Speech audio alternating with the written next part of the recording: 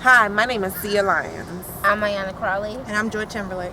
We want to start by saying we are not against community service. We're just against the small requirement that if we don't complete 120 hours, we can't graduate. More so, it's also that the community services, in a way, seems like it's involuntary instead of voluntary. And the interviews that you're about to see are students who are negatively affected by community service in a certain way. Students who are mothers, students who are veterans, and the like. So I appreciate the, efforts as far as the university is concerned with wanting us to do community service. I think it's a great idea to give back to the community. It definitely teaches us responsibility and, all of the things as far as what they're trying to show us. However, as a mother, it can get kind of complicated with the time frame. They do require you to do a certain amount of hours, and sometimes it's not enough hours in a day for me to get it done because I'm juggling having to do my schoolwork and then take care of my household along with my daughter.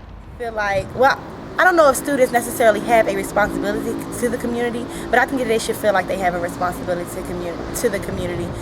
This university is based on truth and service, so I believe that you should want to give back. It shouldn't be like you're feeling obligated to do so. You want the people in your environment to feel safe. You want to be able to give to those in need, and I think that it is very important to do community service and to want to give back to, and we should want to feel responsible for that. I think what would be more accommodating for veteran students, and I know the university is attempting to meet the Eagle Vets organization halfway.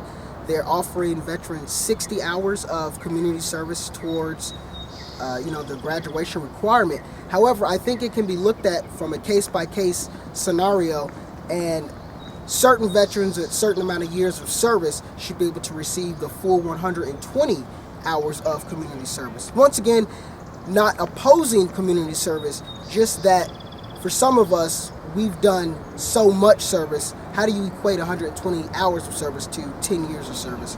And almost say that last 10 years just wasn't good enough to fulfill this requirement.